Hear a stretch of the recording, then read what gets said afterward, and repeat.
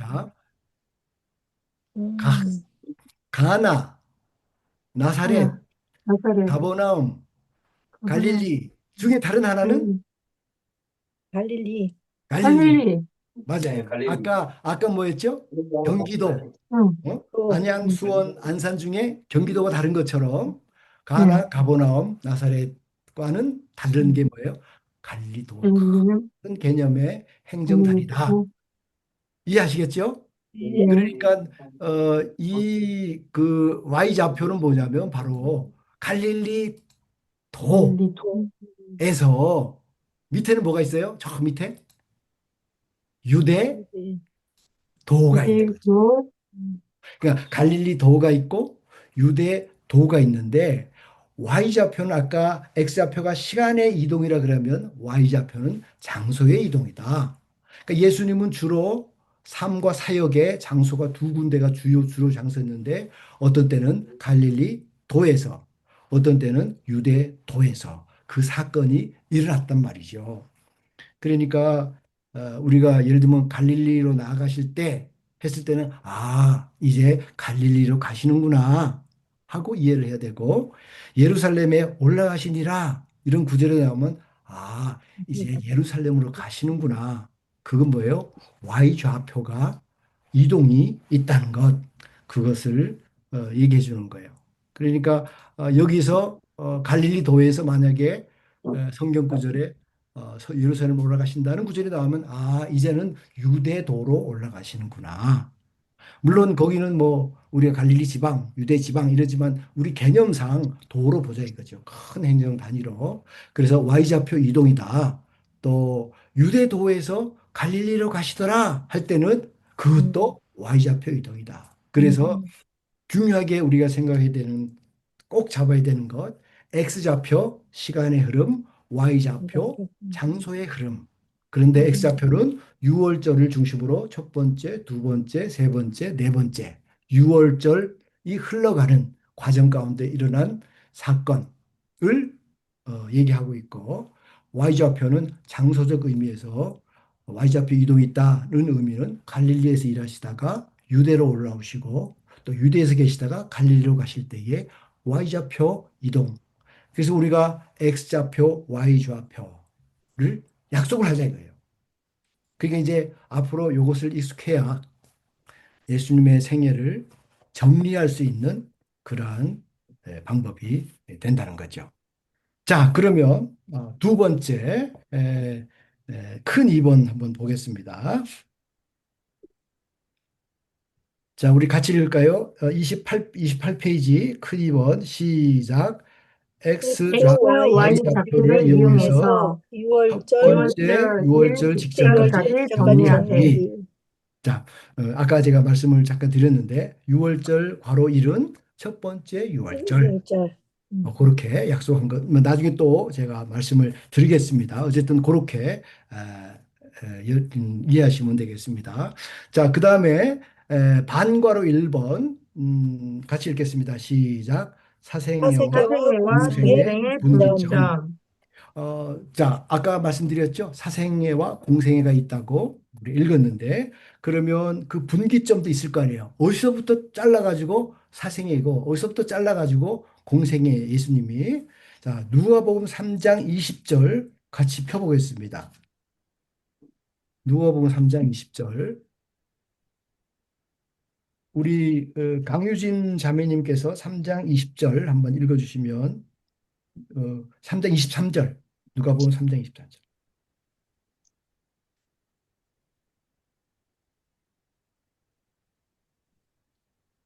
여기는 이제 예수님의 족보가 마태복음 1장에 있고 누가복음에는 3장에 있습니다. 이 족보가 시작되는 초입이에요.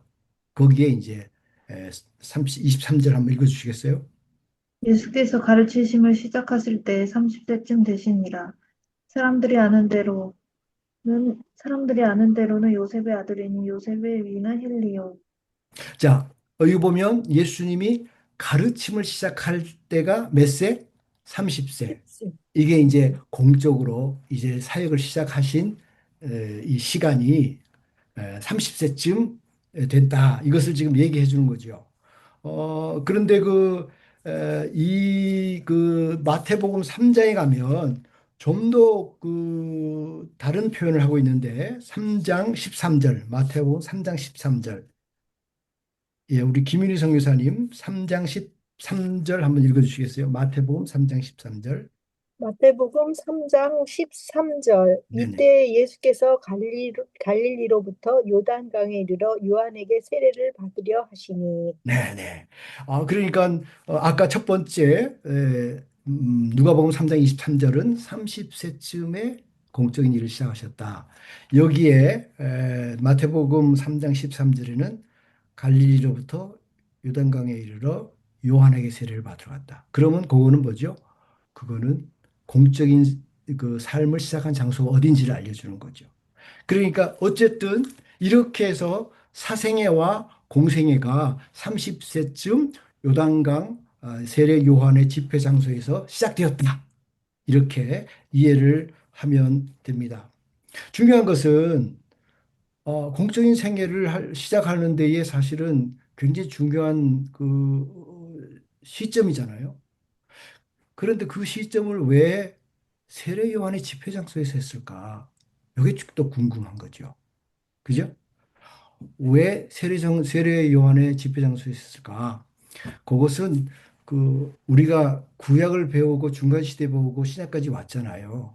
그러면 구약에서 연결돼서 지금까지 왔다는 얘기죠. 한마디로 말하면 구약의 연장선상에서 예수님의 사역이 공적으로 시작된다는 거예요. 그러면 구약과 연결점이 있어야 되잖아요. 근데 구약과의 연결점이 바로 여기에 있는 거예요. 이 장소. 자, 그거 말라기 4장 5절 보겠습니다. 말라기 4장 5절.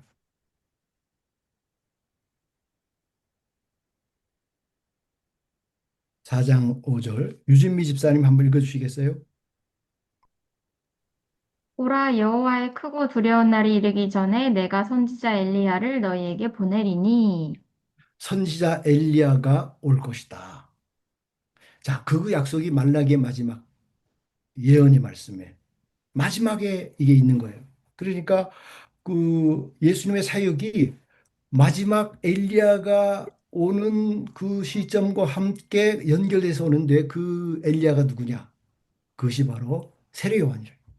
그러니까 구약과의 접촉점 마지막으로 출발할 수 있는 신약의 출발점, 공적인 사역의 출발점이 어디서? 당연히 그 이 바통을 이어받잖아요. 보통 우리가 달리기 하면 바통을 이어받을 때에 그 장소가 바로 이 지점인 거예요. 세례받는 장소. 그 세례 요한이 누구냐? 그는 엘리야가 오리라 한 엘리야였다는 거죠. 그 엘리야는 누굽니까? 엘리야는 구약의 모든 선지자의 대표적인 사람이에요. 모든 선지자의 대표적인 엘리야가 신약의 세례 요한이 오므로 그가 왔다는 거죠. 그래서 구약의 모든 예언의 그총 대표하는 사람으로서의 엘리야가 선지자의 전형인데 그가 세례를 베푸는 그 장소 세례 요한 온다는 그 사람이 바로 세례 요한이다라고 비록 그 제자들은 나중에 알게 되지만 이게 이제 성경에서 분명히 얘기하고 있죠. 그래서 그 엘리야의 재림 장소에서 예수님의 공생애가 시작되는 거예요. 굉장히 의미가 있죠. 왜? 구약 전체의 흐름과 맞닿아서 새롭게 신약이 시작되는데 예수님의 공적인 사역이 구약 전체 흐름과 연결된다는 돼서 의미가 있는 거예요. 아시겠죠? 그래서 뭐 우리가 뭐 3장 1절 말라기 보면 만군의 여호와 이르노라 보라 내가 내 사자를 보내리니 그가 내 앞에서 길을 준비할 것이요. 자, 여러분 말이 듣던 소리죠. 예, 저 세례요한이 뭐라 그랬어요? 나는 메시아가 아니요 메시아의 길을 예비하는 사람이다. 이게 다 구약과 연결돼서 바로 이 장소에서 공생애가 시작된 거죠. 그래서 구약 끝에 남아 있는 예언이 이제 이어지는 거죠. 그래서 이제 마태복음 1장도 보면 족보용법을 사용하는데 구약 전체의 총 정리를 구약을 마태는 족보용법을 해가지고 신약과 복음으로 다 연결되는 이게 바로 아주 중요한 연결 포인트로서의 이 사생의 공생의 분기점 바로 그 장소였다. 그러면 거기 괄호에다가 뭐라 쓰면 돼요? 분기점에 30세쯤 되셨을 때 이렇게 쓰면 됩니다. 그 괄호에다가 사생애와의 공생의 분기점은 바로 30세쯤 되셨을 때 다. 자, 30세까지는 사생애 그리 되겠죠? 자, 그러면 두 번째 반괄호, 반괄호 사생애를 한번 보겠습니다. 어, 사생애를 보면 이제 아까 말씀드린 것처럼 시간상으로 6월절 1, 2, 3, 4 나오잖아요. 그런데 이제 요 이제 공생애가 몇 세? 30세. 그죠? 30세 시작이 되는데 그까지는 뭐라고 부른다고요? 사생애라고 네. 부른다. 그러니까 예수님 생애 전체를 놓고 봤을 때에 사생애 30년, 공생애 3년 이렇게 되겠죠. 그리고 이제 나머지 이제 흘러가면서 사역을 하게 되는데 그 사생애에 시작되는 점은 첫 번째 요셉, 마리아, 나사렛에서 시작해야 되죠. 자, 그런데 그 나사렛 옆에다가 괄호치고 갈이라고 써 있어요. 요거 무슨 의미일까요? 갈. 파란 글씨로 갈. 나사렛 옆에 괄호치고 갈. 갈릴리? 네, 맞았습니다. 갈릴리. 앞으로 약속을 괄호치고 갈 하면 갈릴리라는 것을 기억하면 됩니다. 자, 그 다음에 태어나서 예수님은 이제 호적하러 어디로 갑니까? 저 밑에 베들레헴으로 만삭인 마리아가 요셉의 손을 잡고 거기까지 가는 거예요. 거기에 양괄호 치고 유라고 빨간 글씨로 썼어요. 그 무슨 뜻일까요? 네. 유대. 자, 그러면 갈은 파란색이고 유는 빨간색이야. 그러면 갈은 뭐 파란 걸 좋아하고 유는 빨간색 좋아해서 그럴까요? 왜 색깔을 달리했을까요? 갈릴리 그러면 뭐가 기억나요? 갈릴리? 파란색? 갈릴리 호숫가? 유명한 호수. 자, 호수는 무슨 색?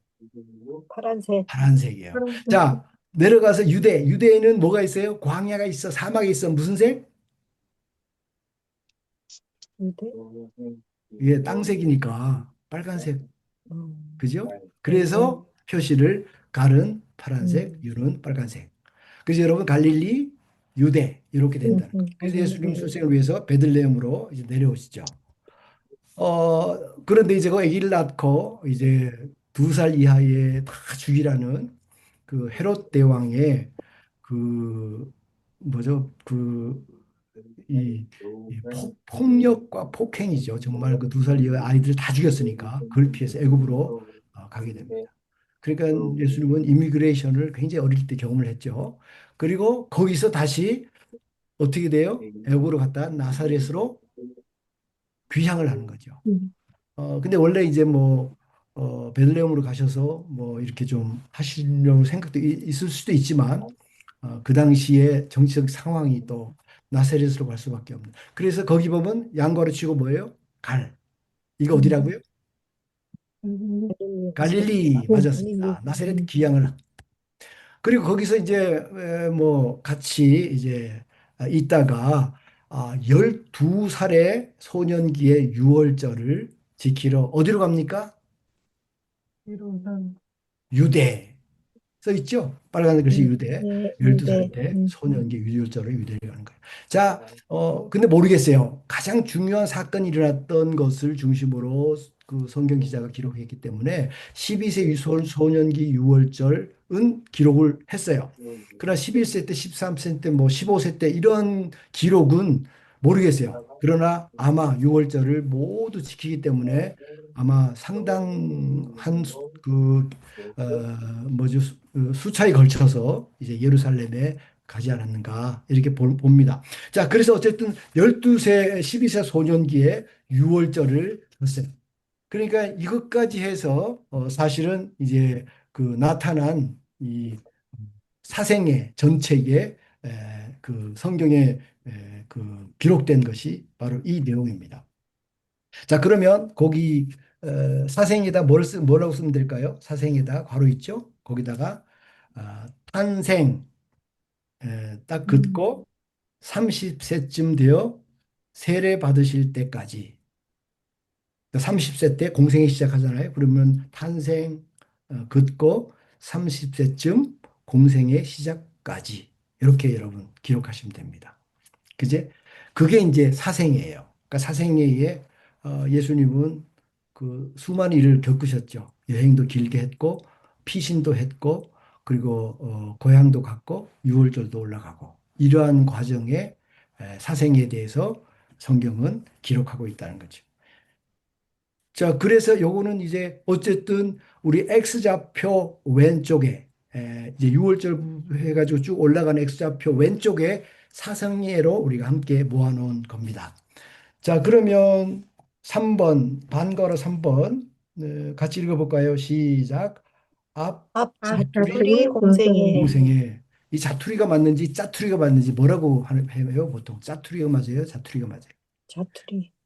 우리가 뭐 예를 들면 이게 무슨 뭐 옷감을 사면은 뭐 두마 주세요 그러면 이게 두 딱 했다가 아이고 좀 더 줄게요. 짜투리 남았으면 잘라서 그러면 짜투리 오는 거 있죠? 그 짜투리라 그러잖아. 그러니까 앞 자투리 공생애는 뭐냐면 우리가 아까 무슨 약속을 했어요? 예수님이 유월절을 중심으로 다 한번 예수님의 인생의 시간을 한번 세워보자. 공생애. 그러면 3년이라 그랬죠. 그런데 유월절 전에도 이제 공생애가 있잖아요. 왜냐하면 30세 시작했으니까 이 유월절 전에 있었던 공생애, 요걸 우리는 뭐라 불러야 될까 하다가 자투리라고. 그러니까 자투리 공생애. 무슨 말인지 알죠? 예수님의 생애를 6월절 중심으로 우리가 전부 다 3년을 계산했는데 6월절 전에도 예수님의 공생애가 있었다. 그러니까 그 6월절 시작 첫 번째 6월절과 30세 전에 그 시간 뭔가 있는데 우리 이제 배울 건데 요 시간을 그냥 자투리 공생애라 그러자. 그 사실 뒤에도 자투리 공생애가 있어요. 왜? 6월절 네 번째 6월절 지키고 그때 십자가에 못 박혀 죽으시잖아요. 부활하시고 그리고 40일 동안 계시면서 제자들이 보이시잖아요. 그 승천하시잖아. 그러면 6월절 지나고 네 번째 6월절 지나고 승천하실 때까지 그 기간은 뒤에 있는 자투리예요. 그러니까 예수님의 인생에 우리가 공부를 할 때 첫 번째 자투리 6월절 전까지 공생애부터 그거를 첫 번째 자투리, 두 번째 자투리는 뒤 자투리 공생애로 보자. 그래서 오늘 제목이 앞 자투리 공생애. 이해가 되시겠어요? 어, 예수님의 공생애를 6월절을 중심으로 하기 때문에 첫 번째 유월 전에 예수님의 공생애를 자투리 공생애를 하자. 우리가 이렇게 보는 거죠. 자, 그러면 앞 자투리 공생애를 뭐라고 써요? 공생애 시작 지점. 아까 여기 30세 있죠? 공생애 시작 지점 30세. 공생애 시작 지점부터 이렇게 긋고 첫 번째 6월절 직전까지. 예. 그러니까 공생애 시작 지점부터 첫 번째 6월절까지. 그렇게 하시면 이것이 바로 그 유명한 예수님의 자투리 공생애가 되는 거예요. 자, 그러면 이제 자투리 공생애를 볼 때에 우리가 중요하게 봐야 될 게 있는데 우리 양과로 한 번씩 읽어보겠습니다. 양과로. 자, 우리 강유진 자매님 양과로를 한번 먼저 다 읽어주세요. 1번부터 7번 양과로까지. 세례 요한 집회 장소를 향한 장거리 여행 중 세례 받으심 유대 광야에서 40일간 금식하심 금식 후 다시 세례 요한 집회 장소에 나타나심 거기서 처음으로 5 제자를 만나심 가나 혼인잔치 가버나움 방문 첫 번째 유월절이 찾아오자 예루살렘으로 향하심 잘하셨어요. 바로 첫 번째 앞 자투리 공생애의 예수님의 생애 사건이 바로 요 사건들이 있었다는 거죠. 자, 그러면 우리가 첫 번째 양과로 세례 요한 집회 장소 향한 장거리 여행 준비. 자, 이제 세례 요한 집회 장소로 이제 갑니다. 공생애 처음으로 뭐예요? 긴 여행을 하는 거죠. 40일 정도 금식하시니까 이거 이어져서 40일. 그리고 또 뭐 이것저것 합하면 한 50일 정도 이제 여행을 하게 돼요. 이제 혼자서 이 여행 짐을 이제 꾸려가지고 가시는 거죠. 자, 그래서 이것은 예수님이 이 갈릴리 요단강 사해가 있고 아까 갈릴리도 유대도. 그래서 어떻게 됐죠? 그, 옛 세례요한의 집회 장소까지 이제 갈릴리에서 어떻게 돼요? 가시는 거예요. 이걸 뭐라 그래요? 약속할 때? X좌표다? 아니다. Y좌표. Y좌표 이동이다. 그래서 이게 처음으로 예수님의 생애 Y좌표 이동. 이게 오늘 이 세례요한 집회 장소를 향한 장거리 여행 준비할 때. 그래서 그 Y좌표 이동은 어떻게 됐어요? 갈릴리에서 요 유대의 그 세례 장소까지니까 유대로 가는 거니까 그 괄호에다가 뭐라고 쓰시냐면 처음으로 Y좌표 이동 순간이다. 갈릴리, 그다음에 화살표 긋고 유대. 네. 갈릴리에서 유대로 이렇게 기록하시면 돼요. 아시겠죠? 네. 갈릴리에서 이제 처음으로 50일간 여행 준비해가지고 뭐 그때는 뭐 니끄자꾸 뭐 이렇게 백팩이나 뭐 먹을 거 뭐 이런 거 있는지 몰라도 어쨌든 상상의 나라를 펴서 예수님이 준비하셔서 이제 세례 요한의 집회 장소로 갑니다. 그것은 갈릴리에서 유대로 가는 Y좌표 첫 번째 이동 순간이다. 이렇게 여러분들이 기억하시면 됩니다. 자, 그다음에 그러면 다 함께 읽어봅시다. 한번 읽어보겠습니다. 우리 김성숙 집사님 한번 읽어주시겠어요? 바로 이 순간부터가 구약 스토리가 이어지는 부분입니다. 말라기 끝부분 기억하시죠? 엘리야를 보내시겠다고 하시더니 정말 세례 요한이 400년의 침묵을 깨고 나타났습니다. 당시 전국과 인근의 유대인들, 인근의 외국인들, 디아스포라 여행객들 할 것 없이 예루살렘에 왔다 하면 세례 요한의 말씀 운동에 매료되는 겁니다. 정부에서는 난리가 났죠. 도대체 누구냐? 사실 세례 요한은 구약의 선지자들을 다 한꺼번에 총정리한 사람이에요. 그는 몸에 약대 털옷을 걸친 야인으로 살았지만 구약 전체를 옷 입고 있었습니다. 예수님 공생의 사역의 시작은 바로 이곳을 향해 장거리 여행을 준비하는 것부터겠구나 생각해야 합니다. 세례 받으시고 40일 금식 기도하시면서 시험 받으시고 오고 가신 거리까지 합치면 적어도 50일은 예상하셨을 것 같습니다. 이제 예수님께서 갈릴리에서 유대 예루살렘 지역 요단강 동편으로 향하십니다. 자, 이제 무슨 일이 일어나는지 볼까요? 볼까요? 무슨 일이 일어날까 이제 궁금하시죠? 이제는 갈릴리에서 이 세례 요한 집회 장소로 장거리 여행을 딱 떠나시고 이제 그곳에 가셨어요. 그 당시 사실은 세례 요한은 뜨는 아주 그 당시에 핫한 인물이었습니다. 그러니까 유대 사회에서 지금 모든 사람이 모이면 무슨 얘기냐면 야, 저 유단 건너편에 세례를 주는 세례 요한이라는 사람이 있는데 대단해. 그분의 메시지 한번 들어봐. 그리고 막 집 사가지고 가는 거예요. 저는 옛날에 고등학교 때 어떤 부흥사 목사님이 너무 은혜롭게 하셔서 고3 때인데 수업을 빼먹고 낮 공부를 참여한 적이 있어요. 그때는 이제 새벽 공부, 낮 공부, 저녁 집회 이렇게 했는데 얼마나 재밌으면 고등학생이 학교를 빼먹고 담 넘어서 그걸 보러 갔을까. 근데 이 세례 요한의 그 당시 인기는 이 정도가 아니었어요. 그냥 이제 나중에 보시면 알겠지만 아니 갈릴리에 있던 이제 제자들이 세례 요한의 제자였거든요. 그 사람들이 여기 와서 이제 세례 요한의 제자가 되고 들어온 거야. 그 먼 갈릴리에서. 그러니까 이 인기는 보통 인기가 아닌 거죠. 그 생각해 보세요. 400년 동안 정말 조용하던 때에 그 혜성같이 구약의 모든 뭐라 그럴까요? 그 구약을 짊어지고 나타난 혜성 같은 스피커. 이 사람이 바로 세례 요한이에요. 이 사람이 지금 요단강가에서 사람들한테 메시지를 전하니까 사람들이 마음이 그냥 막 이게 뭐 흥분이 보통이에요. 이 흥분의 도가니 속에 있었다. 그 속에 갈릴리에서 예수님이 이제 여기를 오신 거예요. 자, 그러면 오셔서 자, 무슨 일이 일어났는지 먼저 보겠습니다. 양가로 2번 같이 읽겠습니다. 시작. 세례를 받으신. 받으신 자, 우리 그리스도인들이 제일 중요하게 생각하는 건 뭐예요? 너 세례 받았어? 언제 세례? 어제 저희가 교회에서 성찬식 했는데 제가 제가또리에 볼루치리 보드네 크리시에니 그러니까 물 세례 받은 사람들은 여기에 세례 이 성찬식에 참여하십시오 이렇게 초청했거든요. 그러니까 세례는 너무너무 중요한 거잖아요. 크리스천들의 들어가는 입문이니까 그걸 통해야 내가 성찬에 참석할 수 있고 세례 교인으로 교회에서 그 세례는 사실 우리가 그런 갖고 있는 그 세례보다 훨씬 더 중요한 의미를 갖고 있는 거죠. 왜 그런가 한번 볼까요? 자, 마태복음 3장 13절. 마태복음 3장 13절. 여기 이제 세례 장면인데 3장 13절. 자, 13절부터 17절까지 우리 강유진 자매님 한번 읽어 주시겠어요?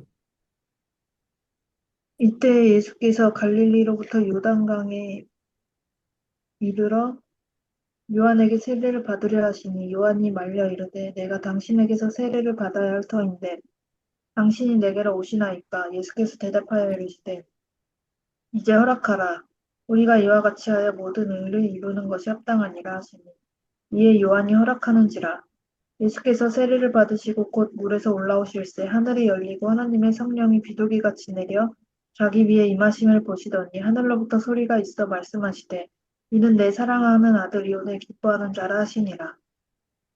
세례요한이 말렸어요. 내가 제 세례를 받다니요. 근데 예수님이 뭐라고 그러시냐면 우리가 이와 같이 하여 모든 의를 이루는 것이 합당하니라. 이것은 바로 예수님의 자기가 왜 이 땅에 오셨는지 분명한 자기 인식이 여기에 드러나는 거죠. 왜냐하면 이 세례를 통해서 모든 사람들을 대표해서 앞으로 이제 그 구세주로서의 사역을 감당하게 되는데 이 첫 번째 중요한 순간에 의식이는 거예요. 그리고 그 뒤에 보시면 세례 받을 때 성령이 비둘기처럼 임하고 하늘에서 소리가 있어서 뭐라고 그래요? 이는 내 사랑하는 아들이요 내 기뻐하는 자라.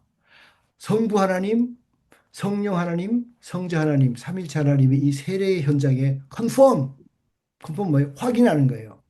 이분이 바로 누구다? 그분이다.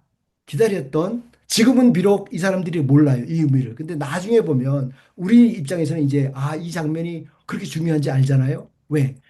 예수님께서 세례를 받으심으로 하나님의 인증샷을 받은 거예요. 그러니까 이 부분을 사진을 찍어 놓는다 그러면 부들기처럼 성령이 임하고 소리가 들리고 그리고 성자 하나님 계신 그것을 우리가 볼 수가 있는 거죠.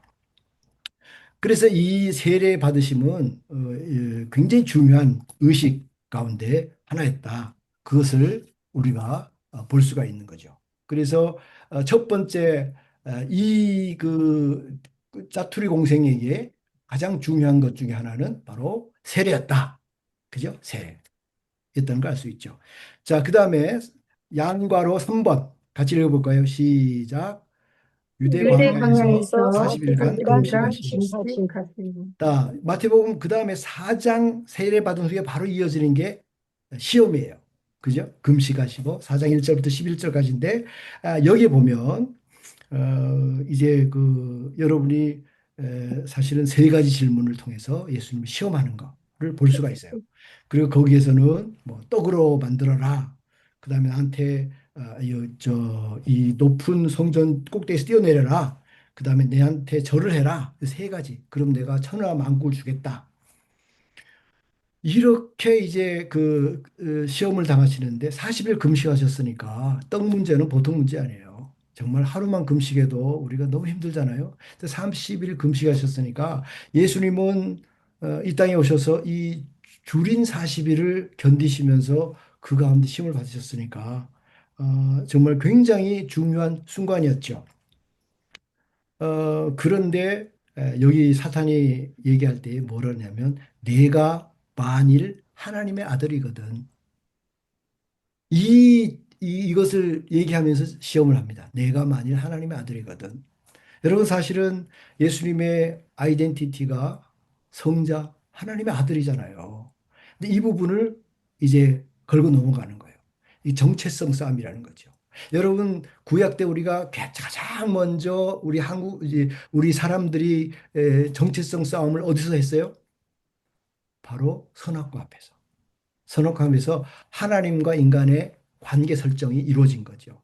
그래서 하나님은 순종하느냐, 순종하지 않느냐. 하나님이 나를 만드신 창조주냐, 하나님이 나의 인생을 다스리는 왕이시냐, 아니냐.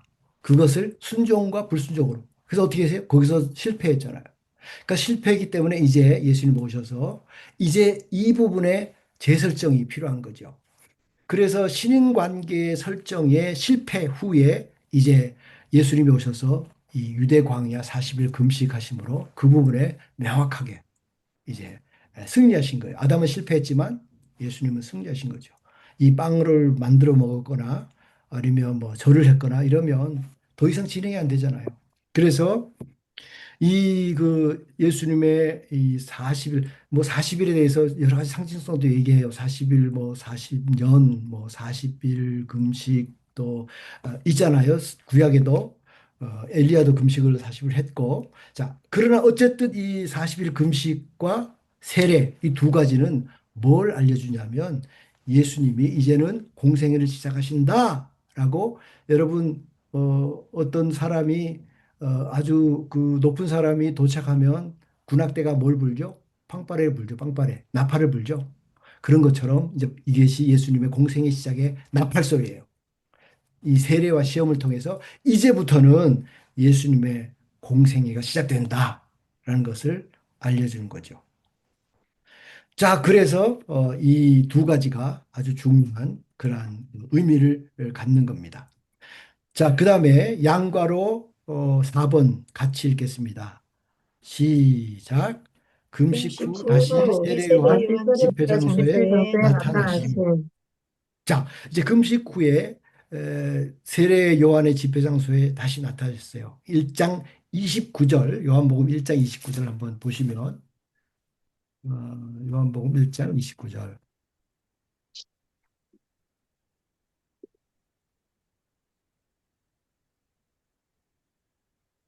우리 김윤희 선교사님 한번 읽어주세요.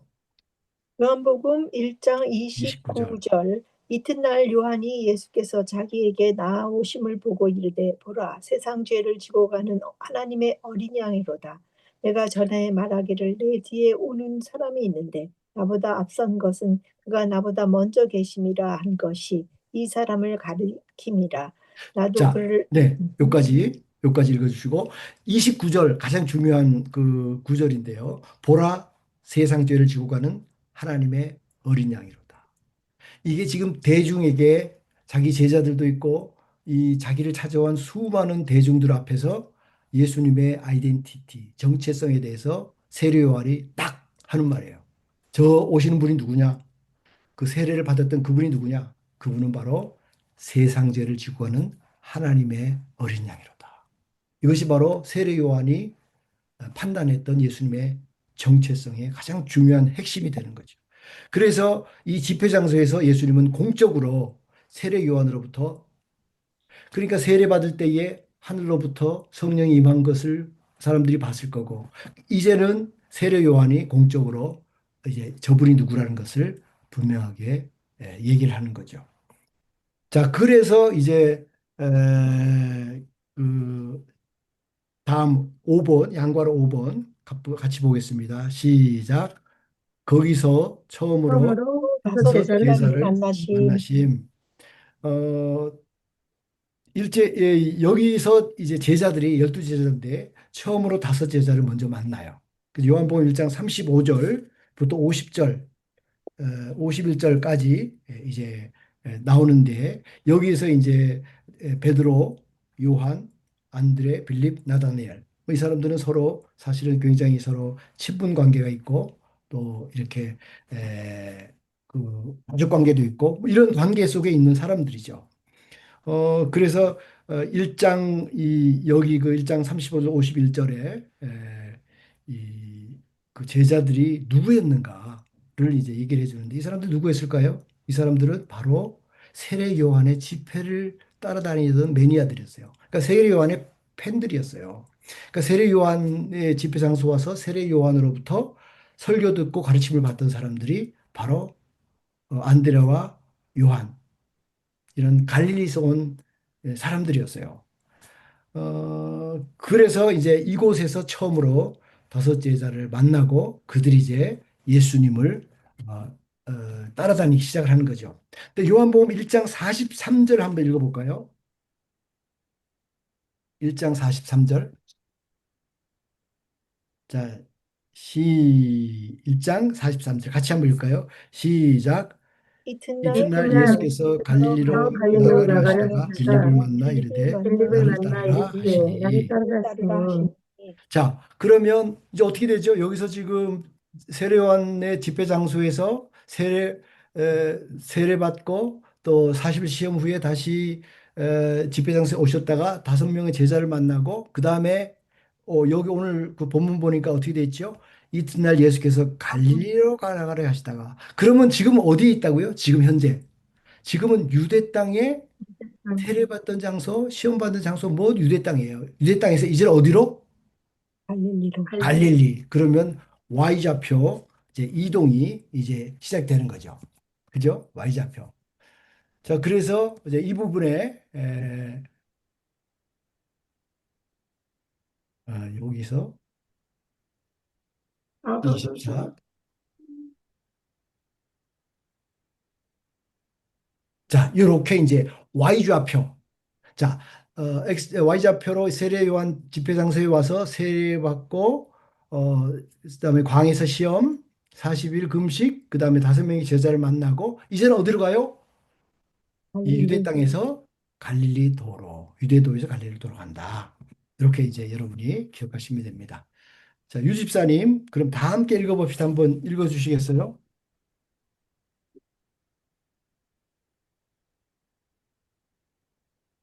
29쪽 다 같이 네네. 읽어봅시다. 예수님 사역의 시작은 세례 요한의 집회 장소에서 5명의 제자를 만나는 것부터입니다. 그들이 누구인가? 베드로, 요한, 안드레, 필립, 나다나엘입니다. 갈릴리에서 사역을 시작하신 것이 아니라 남의 동네 유대 지역에서 시작하신 셈입니다. 자, 유대냐, 갈릴리냐? 이 두 공간 개념이 눈에 들어오십니까? 지금 5명의 사나이는 고향 갈릴리를 뒤로하고 세례 요한의 부흥 집회에 빠져서 유대를 오고 가며 은혜를 받고 있다는 거 아닙니까? 네, 은혜를 받고 있죠. 자, 이제 지금 1장 43절 보니까 요한복음 이제 어디로? 유대에서 갈릴리로 가는구나. 그래서 거기 아하 여기 Y좌표 이동하는구나. 거기다가 유대에서 어디로? 갈릴리로 가는. 오케이. 그래서 유대에서 갈릴리로 아니면 유대 화살표하고 갈릴리 그렇게 쓰시면 되겠습니다. 이제는 그러면 어떻게 됐어요? 이제는 Y좌표 이동했으니까 어디서? 갈릴리에서 갈릴리 이제 다음 사건이 일어나는 거죠. 그러면 음, 갈릴리에서 어떤 사건이 일어났는지 보겠습니다. 양과로 6번 같이 읽겠습니다. 시작. 가나 가나오는 혼인잔치 잔치 가버나움 가버나움 방문. 방문. 자, 이제 그 최초로 이제 이적을 행하시죠. 그래서 가나 혼인잔치에서 물로 포도주를 만드신 거예요. 어, 그리고 이제 그 물로 포도주를 만드신 후에 훨씬 후에 이제 어머니 동생들 제자들과 함께 가버나움으로 가요. 근데 가버나움은 갈릴로스 이제 북쪽에 있고 가나는 나사렛에서 왼쪽에 있는 좀 떨어진 곳에 있어요. 그러니까 제가 가보니까 갈릴리에서 나사렛에서 쭉 차를 타러 가다가 가나로 가는 교통표지가 나오더라고요. 그러면 왼쪽으로 가면 가나로 쭉 올라가는 거고 쭉 직진해서 가면 가버나움 쪽으로 가서 갈릴리 북쪽까지 가는 거예요. 그러니까 이제 이 예수님께서 요한복음 2장 1절 한번 보시면 사흘째 되는 날 갈릴리 가나에 혼례가 있어 거기 청함을 받아서 포도주 떨어지고 예수님이 물로 포도주의 기적을 처음으로 이제 만드시는 거죠. 그리고 나서 이제 가버나움을 방문하게 되는데 가버나움은 사실은 그 갈릴리 도의 굉장히 중요한 수도 같은데요. 그러니까 갈릴리의 수도 같은데. 그러니까 가버나움에는 사람도 많이 살고 그래서 아마 이때는 앞으로 갈릴리 사역을 해야 되니까 거기에 여러분 뭐 건물이 필요하지 않겠어요? 뭐 장소, 건물보다는 장소가 필요하겠죠. 그래서 그거를 보러 가지 않으셨나. 그래서 거기를 본부로 삼기 위해서 그런 사역적 의미로 가버나움을 방문하셨다. 이렇게 볼 수가 있습니다. 자, 그리고 나서 7번 양가로 7번 같이 읽겠습니다. 시작. 첫 첫 번째 번째 6월절이 유월절이 찾아오자 찾아오자 예루살렘으로 예루살렘으로 향하심. 향하심. 자, 그러니까 첫 번째 6월절이 오니까 이제 갈릴리에서 어디로? 예루살렘으로 6월절이니까 이대로 예루살렘으로. 이게 무슨 뭐예요? Y좌표 이동 순간이다. 그러면 여러분 그 괄호에다가 갈릴리에서 유대로, 이대로. 갈릴리 화살표 유대 이렇게 했으면 됩니다. 갈릴리에서 유대로. 자, 그래서 이제 갈릴리에서 유대로 이제 Y좌표 이동이 된 거죠. 이렇게. 이제부터는 뭐 예루살렘에서 유대 예루살렘에서 이제 다음 이제 내용이 진행되는 거죠. 자, 그러면 이제 그 옆에 여러분 활동 있죠? 밑에 활동. 지금까지 공부했을 빈칸에 XY 좌표로 써보세요. 요거 있는데 여러분들이 그 부분을 요까지, 요까지, 요까지 요것만 한번 써보세요. 거기 그려보세요. 그러니까 이렇게 공생에 시작하는 X 좌표를 하나 쭉 긋고, 그죠? 그다음에 거기 이제 중요한 건 6월절 첫 번째 유월절을 쓰고, 그다음에 30세를 쓰고, 그다음에 그 30세 전에는 사생애, 그다음에 그 옆에는 자투리 공생애, 그리고 첫 번째 6월절이 여러분 4월 14일 저녁, 6월절이 4월 14일, 4월 중순이니까 그때까지, 그때까지 이제 X좌표가 그렇게 흘러가고, 그 다음에 이제 사생에는 요셉 마리아 나사렛 갈릴리, 그다음에 베들레헴 유대 출생, 애굽으로 갔다가 나사렛 귀양 갈릴리 와서 12세의 소년기에 유월절을 올라와 유대로. 요거는 이제 사생애 때고, 공생애 시작할 때는 아까 말씀드렸죠. 30세 때 짐을 차려가지고 어디로 가요? 쭉 내려와 Y좌표로. 그래서 세례 요한 집회 장소에 가는 거예요. 자, 거기서 뭐 했어요? 뭘 했는지 시간이 흘러가겠죠. 세례를 받고 40일 동안 시험을 받고, 그리고 다시 갔을 때에 그 요한의 제자 가운데 5명이 이제 우리 예수님 따라가겠습니다 하고 예수의 제자로 등록을 한 거예요. 그러니까 뭐 이 사람들은 이미 영적인 안목도 있었겠죠. 그리고 뭐 은혜를 많이 받았으니까 예수님이 누구라는 것을 세례를 통해서 다 봤겠죠. 그러니까 이제 결정하고 따라온 거예요. 그것이 바로 이그 유대 땅에서 있었던 일이고, 다시 이제 어, 갈릴리로 올라가십니다. 그래서 Y좌표 이동 가운데 있죠? 조그만 그 선으로 올라가서 그 처음으로 가나 혼인잔치에 가서 물로 포도주를 만드시고, 그리고 이제 갈릴리 사역을 위한 중요한 본부를 결정해야 되니까 가버나움을 방문하고, 두 가지 사역을 한 거예요. 하고 나서 이제 본격적으로 뭐예요? 첫 번째 유월절 짠짠짠 하고 등장이 되는 거죠. 그래서 첫 번째 유월절을 지키러 어디로 올라가요? Y좌표 이동, 예루살렘. 갈릴리에서 유대로 가는다. 이게 바로 우리가 오늘 지금까지 배운 내용을 X좌표, Y좌표로 정리한 거예요. 이해가 되세요? 네. 네, 네. 그러니까 요것이 바로 우리 그 짜투리 공생애까지, 사생애와 짜투리 공생애까지 6월절 전까지 있었던 것을 정리한 겁니다. 자, 그러면 이제는 이제 6월절 첫 번째 6월절 드디어 우리가 그렇게 애타게 기다리던 첫 번째 6월절이 왔어요. 6월절 하나, 둘, 셋, 네 번까지잖아요. 그 사이에 1년, 2년, 3년이 예수님의 정식 공생애인데, 정식 공생애의 가장 중요한 사건 하나가 이제 터질 찰나에 있습니다.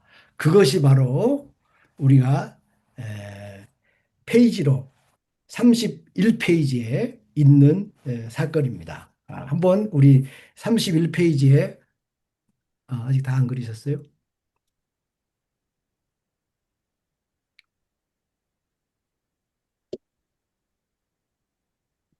곧 이제 거기 여러분들이 이제 혹시 여기가 모자라면 뭐 16절치 하나 해가지고 따로 이제 그리셔도 돼요. 그래서 여기는 오늘까지 배운 거 한번 해보시고, 그래서 이제 연결해서 이제 계속 할 건데 어쨌든 여러분 여기까지 일단 정리하시고 한번 가겠습니다.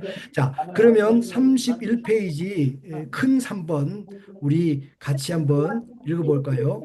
시작. 첫 번째 첫 번째 유월절 예루살렘 예루살렘 성전 성전 청결 청결 사건. 사건. 청결 사건.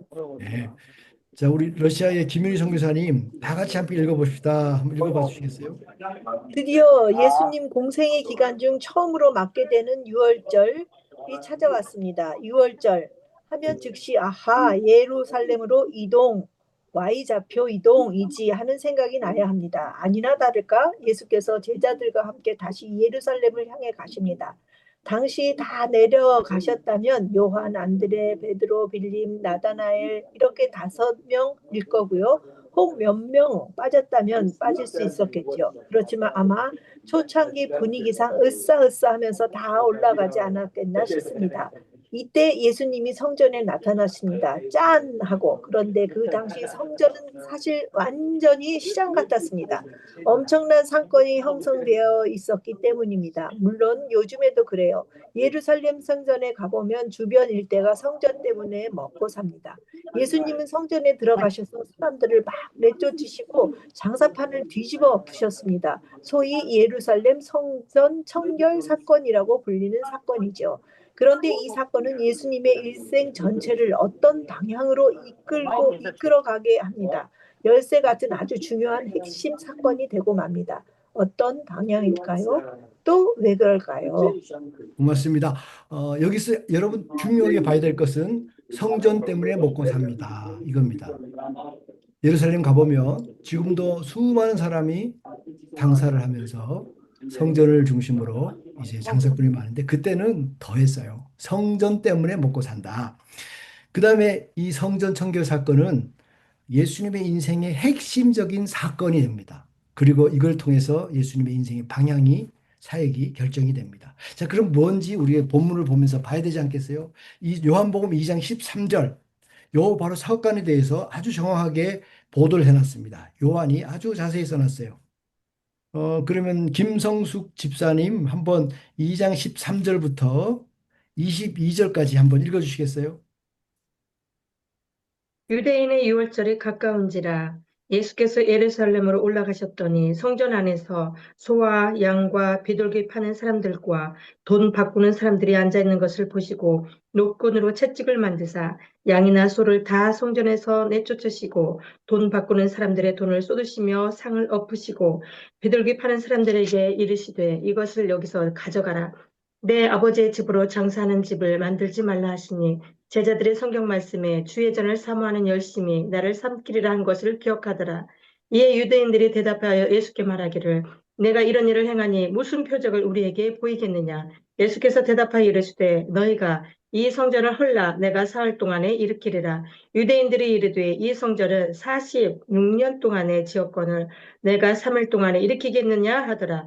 그러나 예수는 성전된 자기 육체를 가리켜 말씀하신 것이라. 죽은 자 가운데서 살아나신 후에야 제자들이 이 말씀하신 것을 기억하고 성경과 예수께서 하신 말씀을 믿었더라.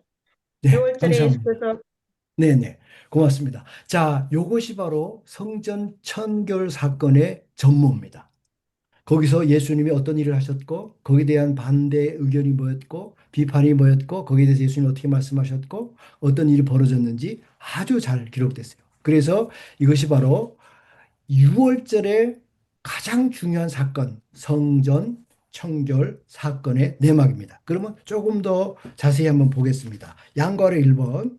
그걸 보려면 성전이 어떻게 뭐 그 가운데 있었는지 좀 그 역사가 좀 필요한데요. 자, 단거로 1번 같이 읽겠습니다. 시작. 왜 성전을 청결케 하셨나? 이렇게 하셨나? 청결케 할 장소가 많이 있지 그렇잖아. 않겠어요? 사실은 뭐 이 세상에 부정부패가 많은데 아니에요? 근데 하필이면 꼭 집어서 왜 성전을 청결시켜 하셨는가? 거기에 큰 뜻이 있었다는 거죠. 자, 그러면 그 청결한다는 것은 더럽다는 뜻 아니에요? 그래서 더럽다는 것이 얼만큼 더러운지 한번 보겠습니다. 양갈의 1번 시작. 당시까지 당시까지 흘러온 흘러온 성전의 성전의 예배 예배문은 문화 알기. 어, 자, 이 그 성전은 사실은 하나님의 가장 거룩한 장소잖아요. 예배가 이루어지고 제사가 이루어지고 하나님을 만나고 하나님이 임재하고 이스라엘 백성들에게 있어서 성전은 가장 거룩한 장소입니다. 그래서 지성소는 그 대제사장도 1년에 한 번 들어가서 잘못 자기 죄를 회개하지 않으면 거기서 죽어 나오는 그런 거룩한 장소죠. 근데 이제 이 성전이 이러한 거룩한 장소에서 이러한 비즈니스를 하는 장소로 바뀐 것은 이제 헬라 중간 시대, 헬라의 그 영향도 받고 중간 시대에 사실은 이러한 성전에 대한 잘못된 이 뭐랄까요 그 어, 거룩한 장소가 아니라 장사하는 장소로 바뀌는 권력이 그 성전을 이렇게 좌지우지하고 그 권력을 통해서 어떤 그 기득권이 자기의 어떤 이익을 챙기는 그런 장소로 바뀌게 됩니다. 이것이 이제 근 뭐 165년 그 중간에 그 하스모니아 왕조 150년 넘게 이런 시간을 온 거예요. 오면서 점점 더 악해진 거죠. 그래서 이 성전에는 사람들이 제물을 들고 와서 제사를 지내잖아요. 그러면 이제 제사를 지내려면 여러분 그때 디아스포라들이 다 오거든. 왜냐하면 우리 명절 되면 뭐 차 타고 다 자기 고향 가는 것처럼 똑같아요. 그럼 디아스포라들이 막 먼 데서 오는데 동물 들고 오겠어요? 동물들을 산다고 와서 사가지고 오면 그 동물 검수하는 사람이 있어요. 근데 흠 없는 동물만 제사를 드리게 돼 있어요. 근데 그 검사하다가 흠 없다고 결정하면 그걸 버려야 돼요. 쓸 수 없어. 고쳐 쓸 수 없어. 그러니까 이 검사하는 사람이 누가 하냐면 바로 그 당시에 기득권자의 임명을 받은 사람이 하는 거예요. 그러니까 이 사람이 검사해서 이거 빠꾸 하면 이 사람은 그냥 와가지고 공황 상태예요. 그럼 어디서 가서 다시 사? 그러면 이 사람들이 제수용품을 파는 데가 또 있어. 거기 가면 그거 사오면 그거는 오케이. 그거는 뭐가 좀 삐뚤어져도 오케이. 오케이. 아시겠어요? 분위기를? 그렇게 이득을 취하는 비즈니스 장소로 변경이 된 거예요. 저 제사를 위해서 왔는데 그 다음에 돈 주고 이 사람 사야 되잖아요. 그리고 성전세를 냈어요. 반세계 성전세를 냈어요. 모든 디아스포라 유대인이라 그러면 여기에 이제 제사. 근데 이 사람들이 그 돈을 로마 돈을 갖고 오잖아요. 그 로마 돈에는 로마 황제의 그 초상이 그려져 있어요. 이건 우상 숭배다. 이 돈은 못 써. 그 어떻게 해요? 그럼 이걸 가서 환전해 와야 돼. 두로의 은전으로. 그러면 그 환전상에 딱 앉아 있어. 누가 임명한 사람? 그 기득권 사람들이 임명한 거야. 거기서 돈 받고. 그러면 그걸 환전 그 수수료가 엄청난 거예요. 그래가지고 그걸 또 폭리를 취하는. 그러니까 와가지고 동물 살려고 그러니까 돈 환전 수수료 떼죠. 와서 동물 하니까 흠 없다고 흠 있다고 흠 없는 거 사오라는데 거기서 또 하죠. 이러한 장사꾼이 막 장사를 그냥 막 대거로 하는 장소가 된 거예요. 거기가 예배하고 제사 드려야 되는데 거룩한 장소가. 근데 그걸 누가 그 안나스라는 대제사장 그 당시 예수님 당시에는 안나스라는 대제사장이 돈 주고 자기 그러니까 이게 대제사장직도 사실은 아론의 직분 그 다음에 솔로몬부터는 그 사독의 가게에서만 대제사장이 나오도록 돼 있어요. 근데 167년 그때 그 하스모니안 왕조부터는 그 하스모니안 왕조 왕들이 직접 자기가 대제사장까지 해버린 겸직을 한 거야. 그러니까 막 반대해가지고 막 그 어려움이 있었는데도 불구하고 뭐 그래서 이제 그 사람들이 떠나서 저 유대 광야 가서 나는 더러운 꼴 보기 싫다 해가지고 간 사람들이 이제 그 유대 광야에 분리주의자들이 가기도 했어요. 어쨌든 그래가지고 이렇게 됐는데 이제는 심지어는 돈 주고 사는 거예요. 그러니까 돈 주고 사니까 뭐예요? 돈을 뽑아야 될 거 아니에요. 이러한 비즈니스를 통해서 돈을 뽑는. 그러니까 그 안에 동물들, 그 다음에 돈 바꾸는 사람들이 이 성전, 여기는 이방인의 뜰이에요. 이방인들이 여기까지 왜 오겠어요? 그 사람들이 이방인들이 와가지고 뭐 장사하려고 그러겠어요? 하나님께 기도하고 살아계신 하나님을 만나는 장소인데 이게 장사 그냥 보태기 시장으로 바뀌어버린 거예요. 그러니까 예수님께서 이 부분에 대해서 분노하신 거죠. 그러니까 상을 엎어버리고 동물을 내어줬고 이렇게 성전을 청결하게 하신 거죠. 그래서 이러한 그 예배를 사용한 비즈니스 이것이 바로 그 당시 예수님의 그 현장이었어요. 그러니까 예수님이 12살 때 처음 처음이 아니지만 어쨌든 그 유월절 지키러 오셨잖아요. 그 후로 몇 번 오실 때마다 그거 보셨겠죠. 이방인의 뜰에서 벌어지는 이 장사치들의 그리고 기득권 세력의 비즈니스 이런 걸 보신 거예요. 그래서 양과를 2번 보시면 양괄의 2번 예수님 당시의 성전 문화. 이 안나스 일가가 안나스한테는 아들 다섯 있고 그다음에 사위가 있었어요. 그러니까 돌아가면서 이제 자기가 받았으니까 뒤에서 다 조정하는 거예요. 그러니까 예수님이 심판받을 때 안나스한테도 가고 또 그 사위한테도 갔었어요. 그러니까 이 가야바라는 사람이 사위인데 어쨌든 자기네들이 북치고 장구치고 다 해먹는 거죠. 그러니까 예수님 당시에 그러한 그 비즈니스 막 그거를 막 사람들은 돈을 뜯어. 그래서 예수님 뭐라고 그래요? 너희가 성전을 강도의 구려를 막 만들었구나. 강도의 구려. 이 사람이 칼만 안 들었지 강도예요. 그냥 사람들 베껴 먹는 거죠. 그래서 이러한 종교의 탈을 쓴 이 독점적 상업주의가 지금 예루살렘의 성전의 현주소가 된 거죠. 그래서 이러한 그 성전 문화가 예수님께는 첫 번째로 본래의 성전 모습으로 해야 되는데 자 그러면 외가로 1번, 2번 같이 보겠습니다. 32페이지 이 사건의 의의 자 양과로 1번 같이 읽겠습니다. 시작. 예수님은 예수님은 수도 수도 예루살렘 예루살렘 중심부에서 중심부에서 먼저 먼저 자신을 자신을 드러냈으니 여러분 갈릴리는 지금도 그렇지만 가보시면 굉장히 한적해요. 근데 그 당시에는 사실 산골이었죠. 그러니까 그 당시 예루살렘 사람들은 갈릴리를 촌사람으로 했어요. 그래서 뭐 얘기하면 야 갈릴리에서 무슨 선한 것이 갈릴리 예수? 야 갈릴리에서 무슨 선한 것이 날 수 있겠어? 그렇게 촌구석에 이렇게 무시. 그러니까 예루살렘은 그 당시에 정치, 경제, 문화, 종교의 중심지잖아요. 사람들이 막 그 인텔리겐치아, 인텔리들이 거기서 뭐 학자들이 뭐 또 이 기득권자들이 얼마나 번쩍번쩍한 도시였어요. 그러니까 이러한 도시고 농촌이었어요. 그러니까 예수님께서 이 예루살렘 중심부에서 먼저 자신을 드러내신 거예요. 그러니까 또 하나는 그 당시에 6월절이니까 얼마나 많은 디아스포라들이 저기 아프리카, 북아프리카, 저쪽에 소아시아, 저쪽에 그리스, 로마, 저쪽에 옛날에 페르시아, 뭐 바벨론에 있던 그 지역 사람들이 다 모이는 거예요. 그러니까 이때에 예수님이 자기를 딱 보여주시면 이 사람들이 자기 고향에 가서 뭐라고 그래요? 야, 나사렛에 예수라는 사람이 있는데 대단하더라. 성전을 100년 넘게 그렇게 막 비리가 있던 성전을 완전히 뒤집어 버렸어. 라고 그게 그냥 퍼지지 않겠어요? 그러니까 예수님은 이 복음의 세계화에 대해서 벌써 알고 계신 거죠. 그걸 통해서 이제 이후에 복음이 땅끝까지 전파되는 그 첫 번째의 어떤 샘플을 보여주시는 거죠.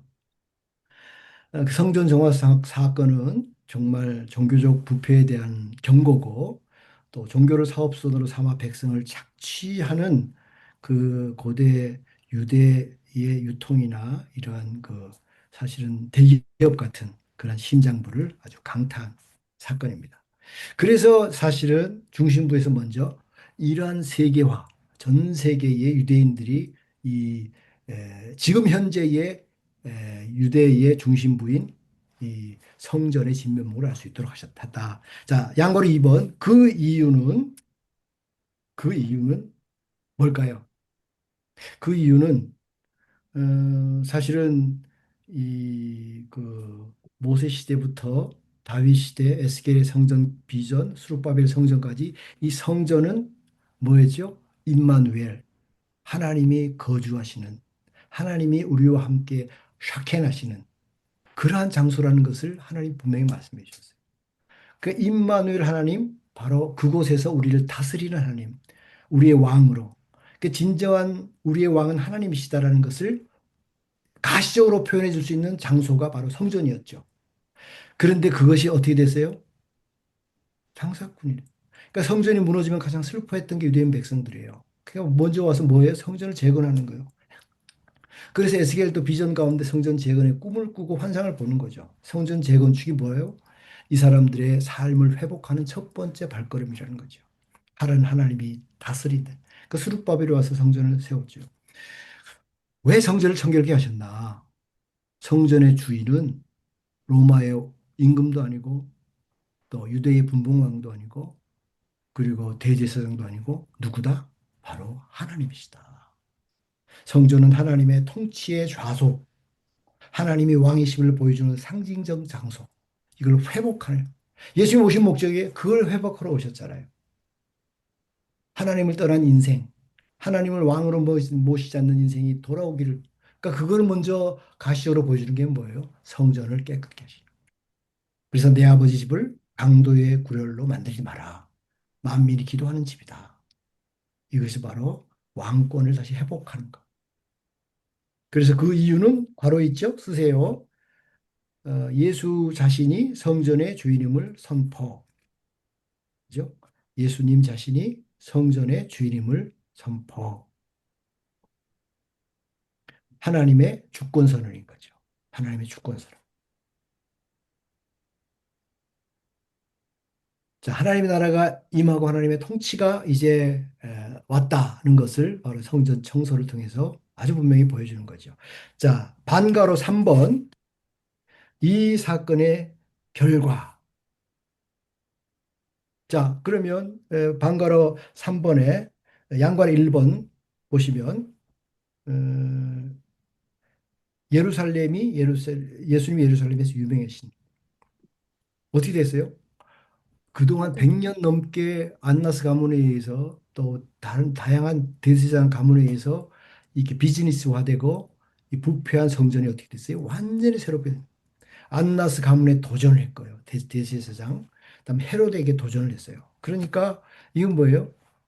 뭐 예수님은 완전히 이제는 뭐 저 누구냐 도대체라는 유명한 사람으로 뜨신 거죠. 양거리 2번 같이 읽겠습니다. 시작. 예루살렘을 예루살렘을 술렁이게 술렁이게 만든 만드는 여론이 여론이 여론이 발생하기 발생하기 발생하기 시작함. 시작함. 자, 그러면 이제 그 여론이 일어날 거 아니에요. 그때 사람들이 많이 봤을 거 아니에요. 디아스포라 유대인뿐만 아니고 거기 있는 유대인들 봤을 거고 또 헤롯 가문의 사람도 보고 제사장 사람들 또 뭐 사두개 뭐 바리새인 서기관들 뭐 수많은 사람들이 성전에 그때 6월절이니까 다 모여 봤어요. 그러니까 민중들은 뭐라 하냐면 야, 저 청년 누구냐? 와, 갈릴리 예수, 나사렛에서 온 예수래. 예수? 누구길래 저 대제사장 안나스를 도전해? 와, 난공불락인데 누구길래 헤롯을 반대해? 저 헤롯이 짓기 시작한 건데 자기가 무너뜨리면 3일 만에 짓는다고? 민중들은 한편으로는 시원했을 거야. 아, 시원하다. 저 안나스 꼴보기 싫었는데 저렇게 한번 엎어버렸네. 아주 민중들은 지금 누군가에 대해서 궁금한 거예요.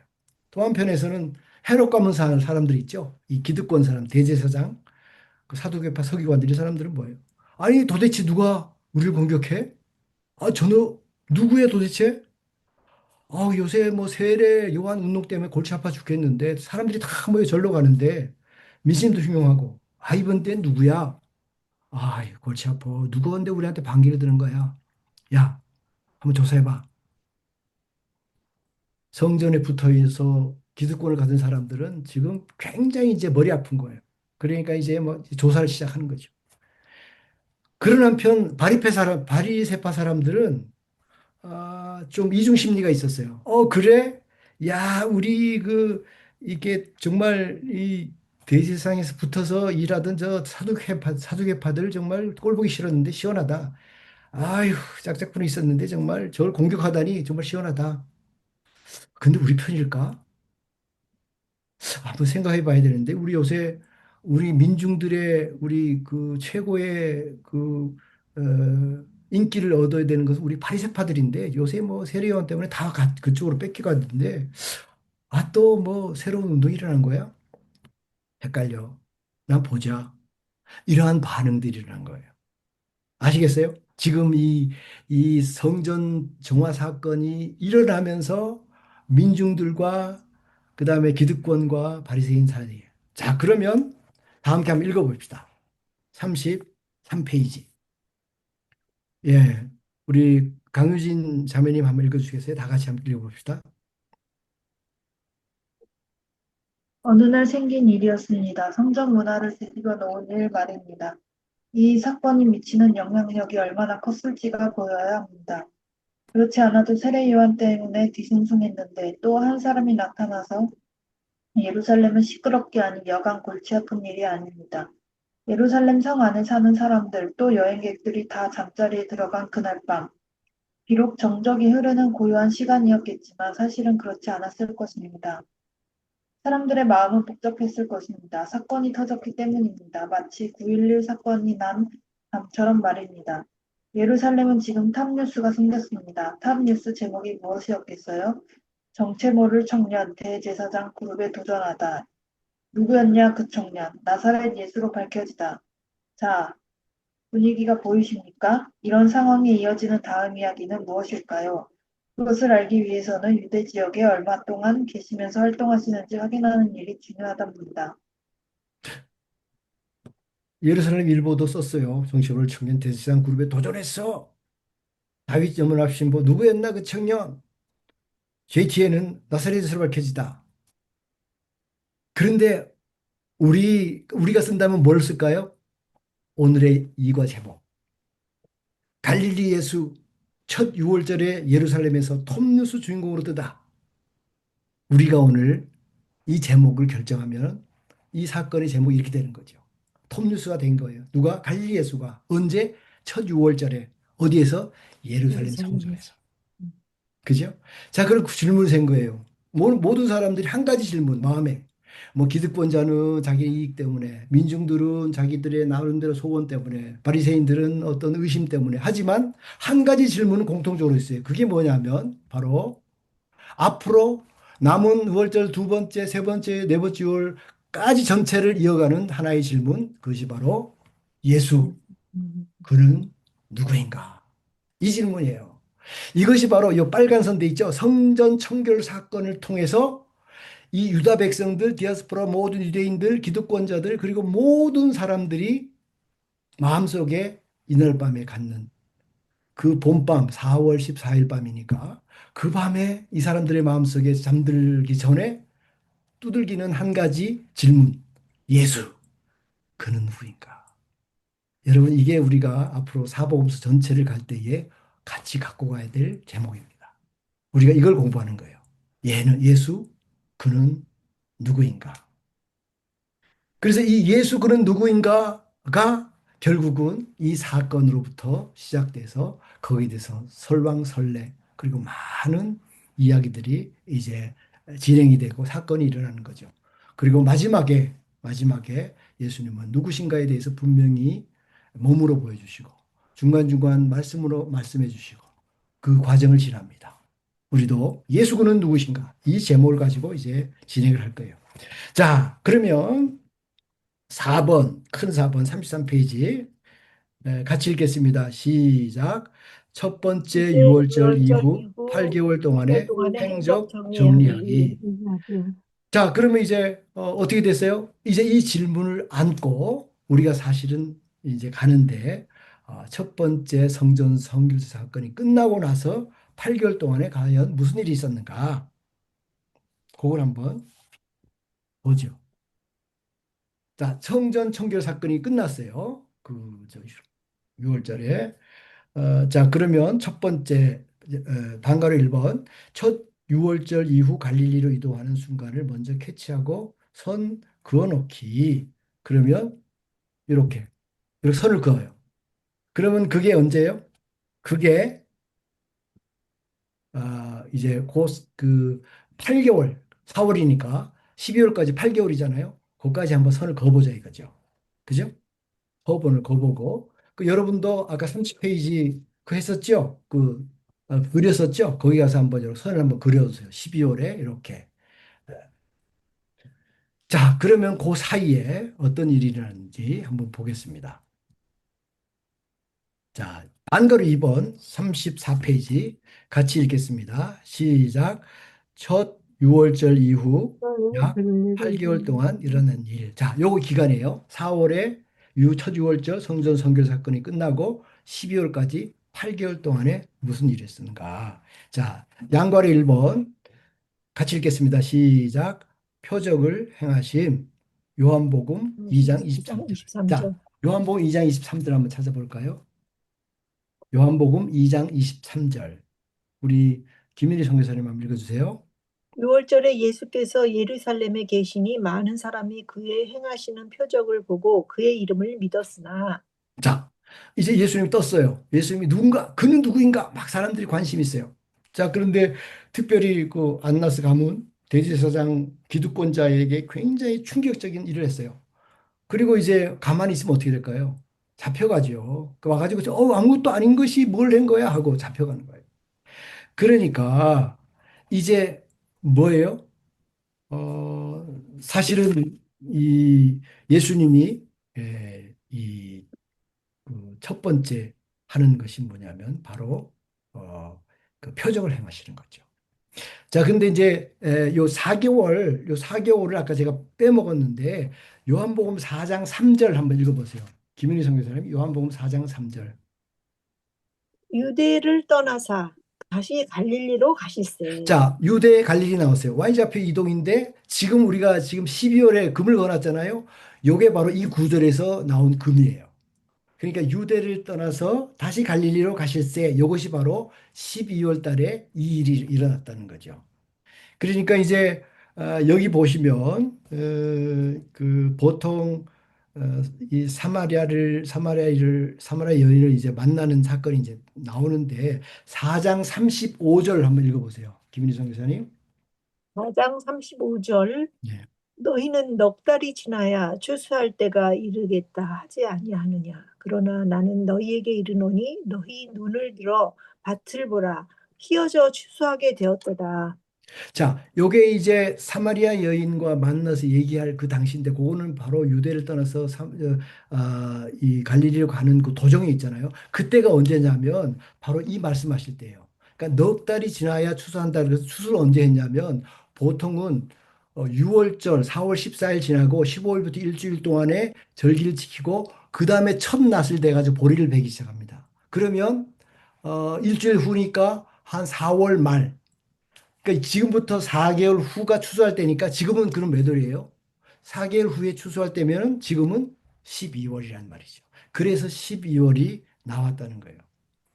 그래서 이 그 8개월 동안에 성전 청결 사건 이후로 이 예수님이 유다로 가는 도중 그 사마리아 여인을 만나면서 얘기하는 그 시간까지를 딱 계산해 보니까 바로 몇 개월? 8개월. 자, 그러면 첫 6월절 이후 8개월 동안 일어난 일 첫 번째는 표적을 여기 행하셨다. 행하신. 음. 그래서 이제 민중을 대상으로 해서 사역을 하신 거예요. 예수님이 누구신가에 대해서 질문을 갖고 있던 민중들에게 사실은 그는 그리스도다. 이것이 이제 해답이지만 그 해답을 알려주는 힌트가 뭐예요? 표적인 거예요. 표적. 그죠? 그래서 당신은 그리스도십니다. 살아계신 하나님입니다. 이런 고백을 베드로부터 듣게 되지만 그 고백을 그 일반 민중들 그리고 그 성전 청결 사건을 봤던 사람들이 할 수 있도록. 그래서 그것이 바로 예수님이 그 하신 지상의 미션이었습니다. 이제 이것이 3년 동안 공생의 기간 동안에 많은 이적을 베풀잖아요. 표적, 이적, 이 전부가 뭐냐면 일반적인 자연적인 현상이 아니라 하나님의 능력으로 이 땅에 변화를 가져오는 거예요. 그래서 이제 도대체 예수는 누구길래 이런 질문에 대해서 나는 성전의 주인이다. 그런 자격이 있는 사람이다. 그런 존재는 누구겠어요? 바로 하나님이라는 거죠. 지금 그들이 보는 걸어다니는 그 예수는 누구냐? 바로 하나님. 인카네이션 하신 하나님. 그렇게 믿을 수 있도록 하는 게 쉽지 않잖아요. 또 그걸 증명해야 돼요. 그래야 인정을 받는 거죠. 성전의 주인이라고 얘기를 했지만 누가 성전의 주인? 하나님이 성전의 주인인데 예수 그리스도께서 그걸 증명하려면 바로 그 활동은 표적을 통해서 일어나는 거예요. 그러니까 표적은 예수 그리스도께서 하나님의 아들이심을 보여주는 초자연적인 현상이다. 그가 그리스도임을 말해주는 것이 뭐예요? 표적이죠. He is he. 그는 그다. 그죠? 에고 에임이라는 말 알죠? 나는 뭐 포도나무니 나는 뭐 세상의 빛이니 뭐 이런 그것이 바로 하나님 자신이 하나님이라는 사실을 말로 표현해 주는 건데 실질적으로 행동으로 표현해 주는 것이 바로 표적이다. 이런 거죠. 자, 이러한 많은 표적들이 행해지니까 사람들이 이제 그것도 보면서 뭐예요? 도대체 뭐지? 라는 의문을 갖는 거예요. 이런 표적이 어떻게 일어나는 거지? 그 가운데에 바리새인들이 굉장히 깊이 있게 연구를 하는 거죠. 아니 도대체 성전 청결 사건 그리고 그 위에 일어나는 표적들 도대체 저 사람이 누구야? 논의를 한 거예요. 논의를 하고 대표를 뽑았어요. 그 대표 중에 한 사람이 바로 니고데모. 니고데모가 이제 대표로 밤에 예수님을 찾아온 거예요.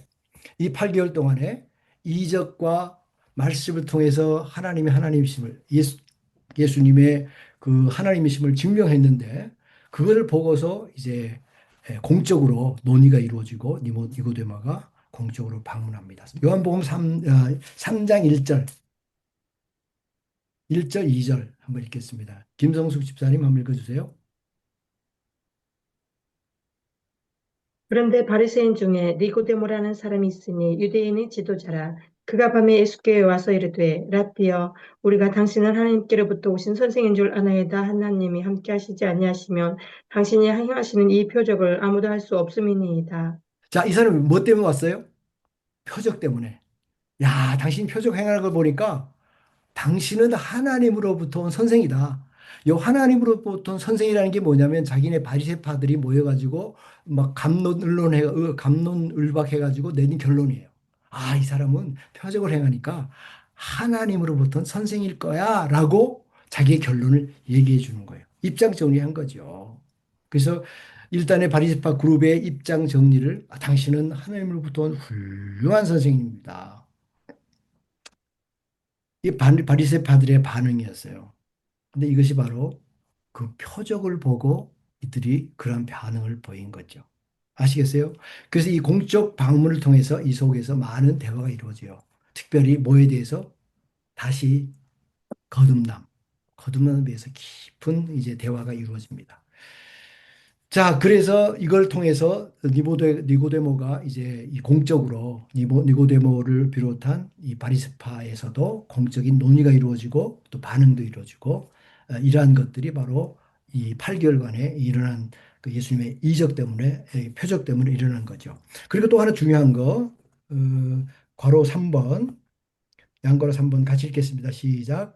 예수님은 유대 예수님은 유대 지역에서 지역에서 8개월 동안 8개월 세례 동안 요한의 세례요한의 추종자들을 추종자들을 접수하시니. 접수하시니 자, 이제는 아까 제자 몇 명이요? 몇 명의 제자가? 5명의 제자가 따라왔잖아요. 그러면 이제 그 외에도 많은 사람들이 이제 뭐예요? 예수님 운동으로 이제 나오게 되는 거죠.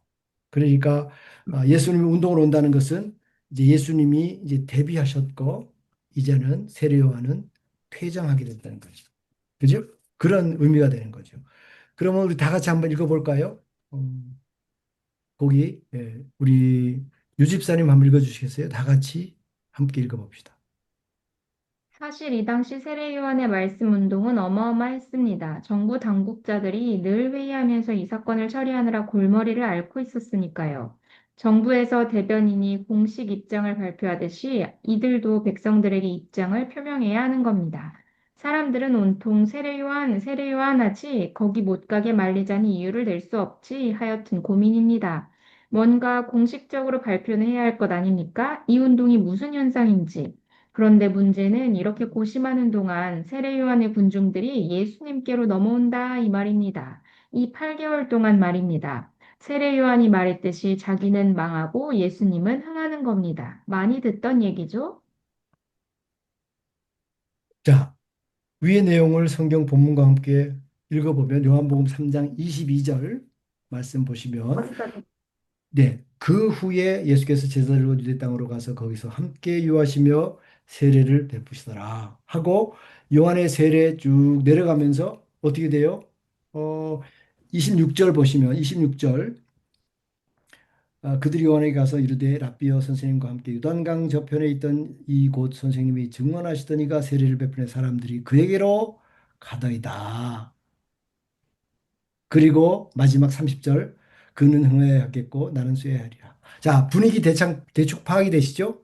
그렇게 떴던 세례 요한의 운동이 예수 그리스도의 데뷔 등장으로 말미암아 그 흐름이 어디로 간다? 예수께로 흘러간다. 그리고 그것을 세례 요한도 반대하지 않아요. 그리고 오히려 찬송해요. 그는 흥하여야겠고 나는 망하여야 하리라.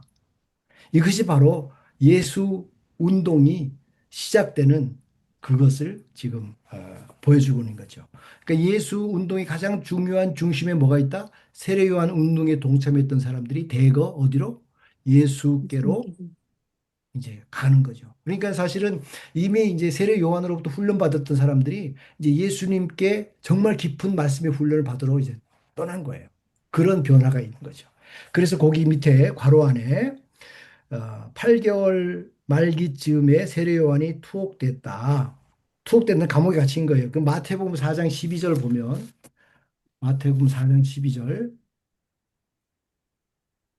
예, 강유진 선생님 마태복음 4장 12절 13절 한번 읽어보실래요? 4장 12, 13절. 예수께서 요한이 잡혔음을 들으시고 갈릴리로 물러가셨다가 나사렛을 떠나 스불론과 납달리 지경 해변에 있는 가버나움에 가서 사시니 자, 8개월 말기쯤에 이제 세례 요한이 투옥됩니다. 그래서 괄호 안에는 세례 요한 망함 그렇게 쓰시면 됩니다. 세례 요한 망함. 이 망한다는 것은 굉장히 의미 깊은 거죠. 이제는 새로운 시대에게 바통을 넘겨주고 자기는 역사의 무대로 사라진다. 요 의미가 있습니다. 세례 요한은 자기가 뭐 하러 왔어요? 메시아의 길을 예비하러 왔어. 길을 다 예비했어. 그럼 바통을 넘겨주고 역사 뒤로 사라진다. 이후에 이제 참소를 당하는 것까지 해서 세례 요한의 순교가 이루어지죠. 역사의 무대로 사라지는 거예요. 자, 두 번째, 예수님의 메시지가 무엇이었길래 사람들이 그렇게 막 벌 때까지 왔을까? 요한복음 3장 16절인데, 요한복음 3장 16절 여러분 잘 아시죠? 유명한 성경. 하나님이 세상을 이처럼 사랑하사 독생자를 주셨으니 이는 저를 믿는 자마다 멸망치 않고 영생을 얻게 하려. 거기에 메시지의 가장 중요한 포인트 뭐예요? 영생. 멸망치 않고 여러분 어디서 많이 듣던 거죠? 우리 구약의 선지자들이 뭐라 그랬어요? 망한다. 이거 뭐 끝없이 들었지. 망한다. 그리고 이제 새로운 시대의 문을 여는 세례요한이 왔어요. 세례요한이 뭐라 그랬어요? 회개하지 않으면 너 나무에 도끼가 이 놓여 있으니까 도끼로 찍힘을 당하리라. 뭐예요? 죽음이죠, 죽음. 회개 안 하면 죽음이에요. 그러니까 지금까지는 뭐 심판의 메시지를 들은 거예요. 심판. 그러니까 뭐 세례 요한의 심판의 메시지가 이 사람들에게는 굉장히 감동적이었어요. 정말 바른 말 아니에요? 잘못하면 그 잘못을 꾸짖어 주면은 굉장히 감사하죠. 그게 감동이었어요. 심판의 메시지. 그래서 끝없이 그 심판의 막 그 용광로 속에 들어가서 심판을 받게 되면 어떻게 된다는 것에 대해서 막 그 마음에 굉장히 경각심을 갖게 됐죠. 그래서 이 그 세례 요한의 심판에 대한 메시지, 회개에 대한 메시지는 굉장히 그 메시지의 중심이었어요. 그리고 그것을 사람들이 전체 뭐 저기 갈릴리에서부터 달려와 들었을 정도니까 그 메시지에 심취해 있었어요. 그런데 지나면서 이 사람들의 마음에 뭔가 하나 부족한 게 느껴진 거예요. 뭐예요? 심판으로 끝날 건가? 망하는 거로 끝날 건가? 성경의 메시지가 뭐죠? 구원의 메시지. 그죠? 망하나 회복한다. 그죠? 그 두 번째 파트를 예수님이 가지고 오신 거예요. 멸망치 않고 이거는 이 세례 요한의 청중들이 들어보지 못한 메시지. 막 멸망하고 이제는 끝난다. 이제는 끝이다. 그런 예수님 오셔서 멸망치 않고 더구나 더 나아가서 뭐예요? 구원에 이른다. 영생을 얻는다. 새로운 희망의 메시지. 강력한 마음의 기쁨을 주는 메시지가. 그러니까 400년 침묵기 후 처음으로 이 회개의 메시지로 청중의 마음을 잡았던 세례 요한의 메시지가 이제는 예수님의 오심으로 더 급격한 삶의 변화 그리고 희망의 그 큰 빛이 비친 거죠. 그래서 6월절 끝나고 그의 메시지를 듣기 위해서 찾아간 제자들은 마음을 때리는 깨끗한 메시지를 듣고 사람들이 감동했지만 이제 새로운 구원에 대한 빛을 본 거예요. 뭘 통해서? 예수 그리스도의 메시지를 통해서. 그래서 그것은 심판이 아니라는 거예요. 그것은 하나님께서 독생자를 보내주셨고 그리고 구원을 준비하셨다는 거예요. 그 유대인들은 충격이죠. 하나님의 아들이 오셨다는 거예요. 세례요한까지는 내가 이 길을 예비하는 그냥 선지자로 왔다. 이해가 되죠. 그래 이제 하나님의 아들이 왔다. 그거는 뭐 충격이죠. 그래서 이제 신성 모독으로 이제 나중에 어려움을 겪게 되는데 어쨌든 그 유대인의 가운데 예수님의 출현은 정말 혼돈이었어요. 누구란 말인가? 이 사람은 도대체 누구란 말인가? 이게 지금 이 큰 흐름 속에서 있는 거죠. 도대체 누구지? 예수 그리스도는 누구인가? 이것이 바로 우리가 앞으로 가면서 이 장착하는 중요한 메시지입니다. 사복음서를 읽게 하는 관점이 뭐냐면 바로 예수 그는 누구인가? 그리스도라는 그 정답이 이제 앞으로 나오게 될 거예요. 자, 양고라 4번 같이 읽겠습니다. 시작. 드디어 첫 드디어 예루살렘 사역을 마치고 갈릴리로 갈릴리로 이동하시니. 이동하심. 자, 요한복음 4장 1절부터 3절까지 보시면 에, 자, 1절만 한번 읽어보겠습니다. 같이 시작. 예수께서 예수께서 제자를 제자를 삼고 삼고 세례를 세례를 베푸신 것이 베푸신 요한보다 것이 많다는 말을 요한보다 바리새인들이 많다는 들은 말을 줄 주께서 바리새인들이 들 아신지라. 줄을 주께서 주겠습니다. 아신지라. 예, 3절 보겠습니다. 시작. 유대를 유대를 떠나서 떠나 다시 떠나서 갈릴리로 다시 갈릴리로 가실새. 가실세. 자, 그러면 이제 유대를 떠나서 어디로?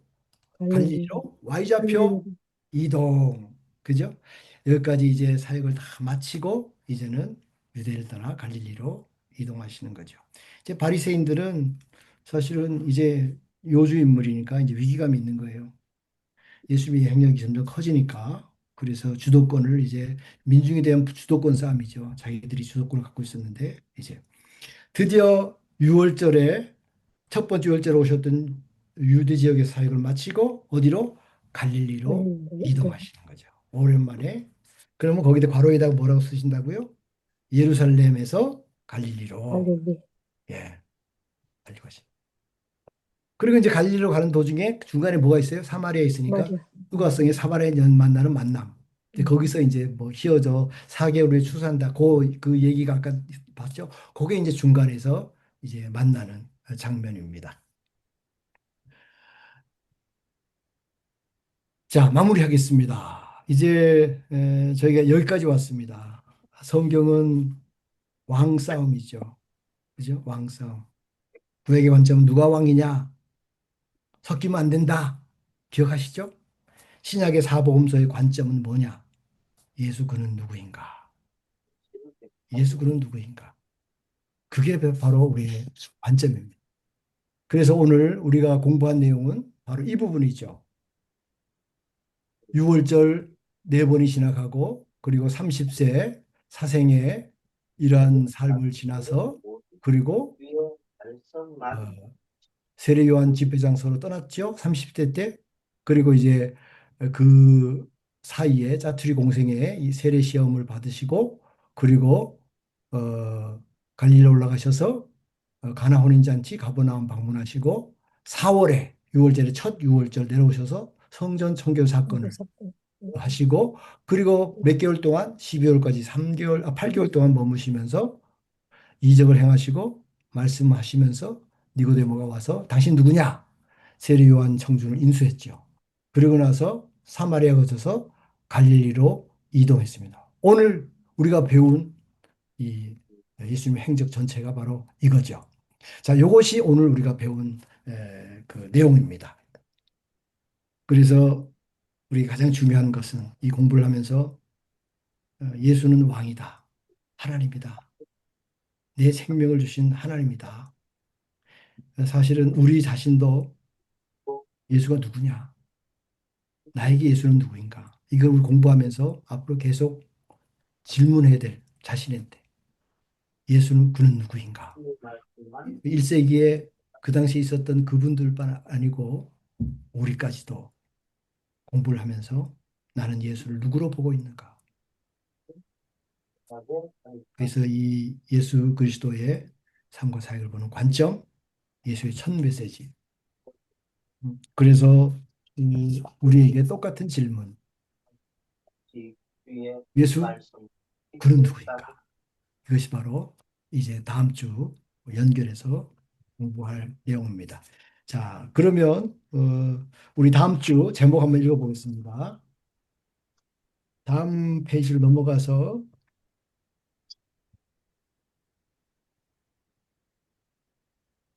자, 39페이지 3과 같이 읽겠습니다. 시작. 8개월 후 갈릴리로 갈릴리로 이동, 이동. 갈릴리도 갈릴리도 들썩들썩. 들썩들썩. 자, 들썩들썩. 이제는 예루살렘에서 그 큰 사건이 일어났는데 예수는 누구인가라는 질문을 모든 민중들에게 던졌는데 이제는 갈릴리에서 어떤 일이 벌어질지는 다음 주에 우리 보도록 하겠습니다. 자, 오늘 잠깐 혹시 오늘 공부를 통해서 발견한 진주 있으시면 우리 1분 제가 시간 드리겠습니다. 정리해 보시고 말씀 나누고 그리고 마치겠습니다.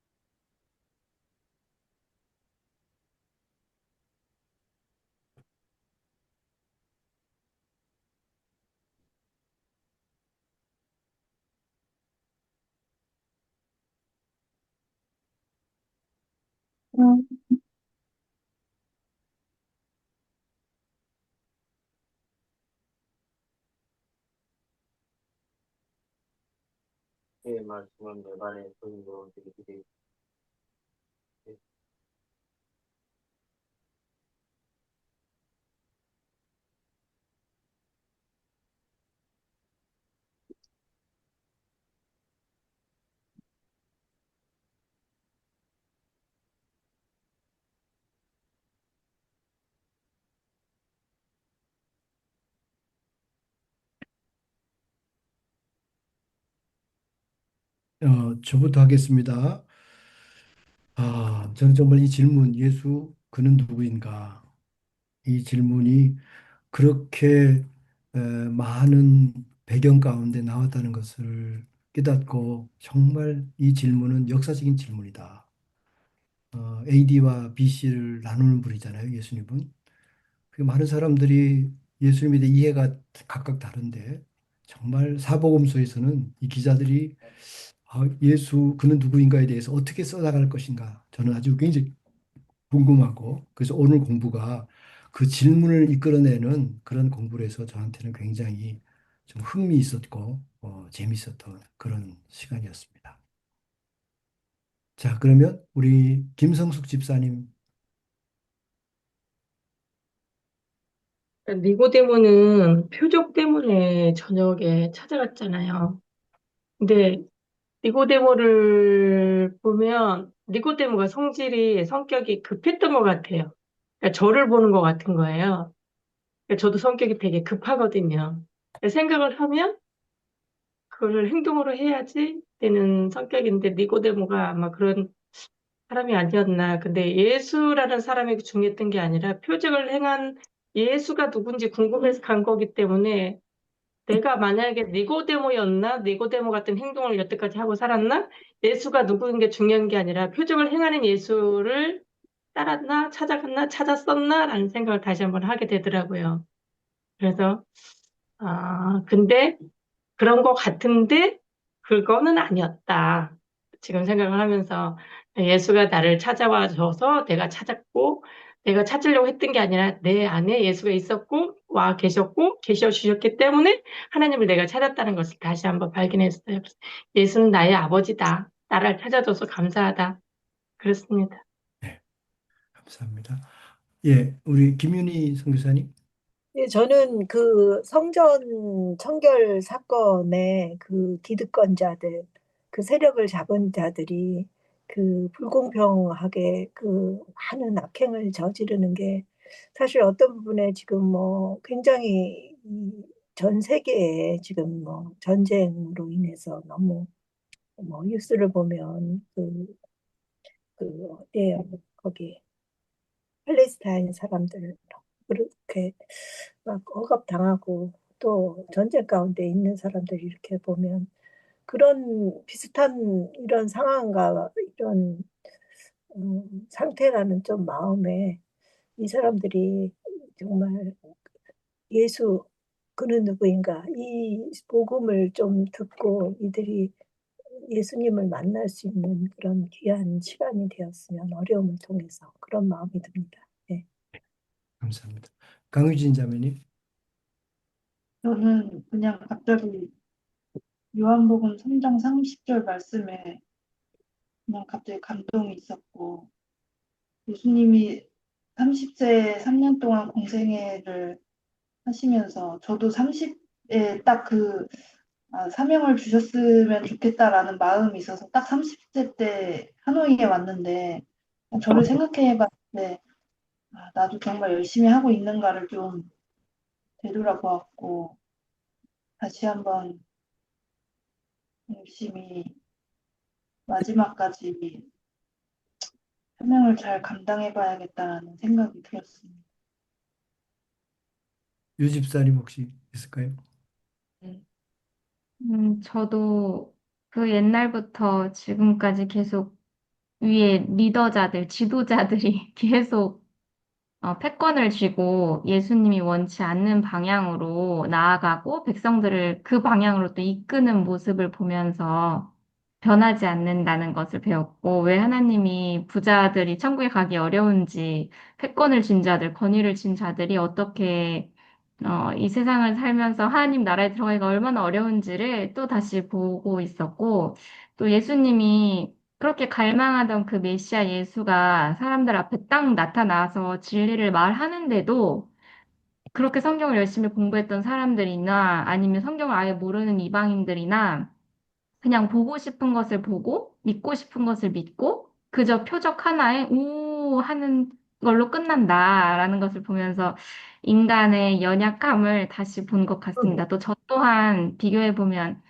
기도에 대한 응답이 나타날 때는 오 했다가 또 뭔가 이렇게 소통이 또 잘 안 되고 기도에 응답이 없으면 또 이렇게 세상의 방식대로 또 선택을 하는 모습을 보면서 음, 다시 나의 자신을 되돌아보는 시간이었습니다.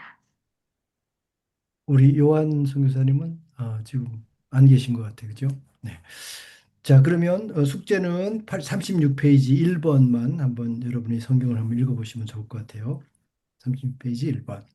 자, 우리 기도하고 마치겠습니다.